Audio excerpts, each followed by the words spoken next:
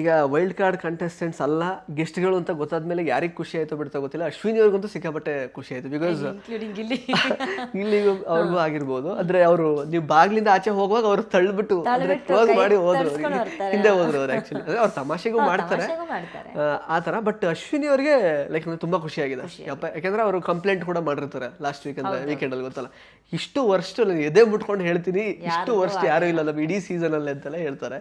ಯಾಕೆ ಅಷ್ಟೊಂದು ಅವ್ರಿಗೆ ನಿಮ್ಮ ಮೇಲೆ ಆತರ ಅಭಿಪ್ರಾಯ ಬರೋದಕ್ಕೆ ಏನ್ ಕಾರಣ ಅಂತ? ನಮ್ಮನ್ನ ಕಳಿಸಿದ್ದೆ ಆಟ ಅಂದ್ರೆ ಏನು ಅನ್ನೋದಕ್ಕೊಂದು ಜೋಶ್ ಕೊಡ್ಬೇಕು ಅನ್ನೋ ಕಾರಣಕ್ಕೆ. ಬಿಕಾಸ್ ನೀವು 11th ಸೀಸನ್ ನೋಡಿದ್ರೆ 12th ಸೀಸನ್ ನೋಡಿದ್ರೆ ನಿಮಗೆ ಡಿಫ್ರೆನ್ಸಿಯೇಷನ್ ಗೊತ್ತಾಗಿರುತ್ತೆ. ಸೊ ಅಲ್ಲಿ ಯಾವ್ದೋ ಒಂದೆರಡು ಸೌಂಡ್ ಮಾತ್ರ ಕಾಣಿಸ್ತಾ ಇರುತ್ತೆ, ಇಡೀ ಮನೆ ಸೌಂಡ್ ಮಾಡ್ತಿರಲ್ಲ. ಸೊ ಇಡೀ ಮನೆಗೊಂದು ಎನರ್ಜಿ, ಇಡೀ ಮನೆಗೊಂದು ಸೌಂಡ್ ಬೇಕು ಅನ್ನೋ ಕಾರಣಕ್ಕೆ ನಾವು ಹೋಗಿರ್ತೀವಿ. ಅಂತಾದ್ಮೇಲೆ ನಮಗೇನ್ ಜವಾಬ್ದಾರಿ ಕೊಟ್ಟಿದ್ದಾರೆ ಅದನ್ನ ನಾವು ನಿಯತ್ತಿಂದ ಮಾಡ್ಬೇಕು. ನಮ್ಮನ್ನ ಕಳಿಸಿರೋರ ನಂಬಿಕೆಗೆ ನಾವು ಯಾವುದೇ ರೀತಿಯ ಮೋಸ ಮಾಡದೇ ಇರೋ ಹಾಗೆ ಮಾತಾಡ್ಬೇಕು, ನಡ್ಕೊಳ್ಬೇಕು ಕೂಡ ಅಲ್ಲಿ. ಸೊ ಅಲ್ಲಿ ಅವ್ರಿಗೆ ಯಾಕೆ ರಿಲ್ಯಾಕ್ಸ್ ಆಗಿರ್ಬೋದು ಅಂತ ಕೇಳಿದ್ರೆ, ಇಷ್ಟು ದಿನ ನಾವೇ ಇದ್ವಿ, ಈಗ ಇವ್ರು ಬಂದಿದ್ದಾರೆ, ಸೊ ಈಗ ಇವರೆಲ್ಲ ನಮ್ಮನ್ನು ಓವರ್ಟೇಕ್ ಮಾಡ್ತಾರೋ ಅನ್ನೋ ಎಲ್ಲ ಭಯಗಳು ಅವ್ರಿಗಿದ್ದೇ ಇರುತ್ತೆ. ಸೊ ಈಗ ಎಗೇನ್ ಅದೇ ವಾಪಸ್ ಬಂತು ಅಂತಂದ್ರೆ ಸೊ ಅದರಲ್ಲಿ ಯೂಸ್ ಇರಲ್ಲ ಅಂತ, ಕಾನ್ಸೆಪ್ಟಿಗೆ ಯೂಸ್ ಇರಲ್ಲ. ಯಾಕೆ ವೈಲ್ಡ್ ಕಾರ್ಡ್ ಅಂತ ಕಳ್ಸಿದ್ರು?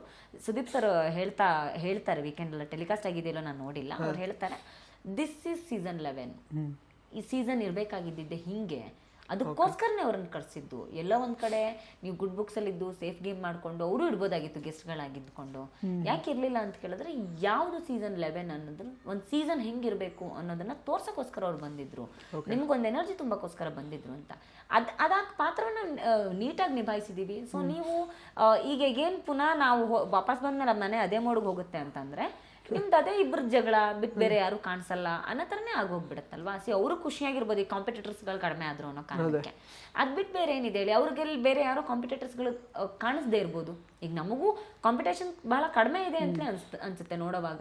ಸೊ ನಂಗೆಲ್ಲ ನಮ್ಮ ಸೀಸನಲ್ಲಿ ಹಂಗಿರ್ಲಿಲ್ಲ, ಯಾರು ಕಾಂಪಿಟೇಟರ್ ಆಗ್ತಾರೆ, ಯಾರು ಸೂಪರ್ ಆಗಿ ಆಡ್ತಾರೆ, ಯಾರು ಫಿನಾಲಿಗೆ ಹೋಗ್ತಾರೆ ಅನ್ನೋ ಕನ್ಫ್ಯೂಷನ್ ಇತ್ತು. ಈ ಸೀಸನಲ್ಲಿ ಹಂಗಿಲ್ಲ.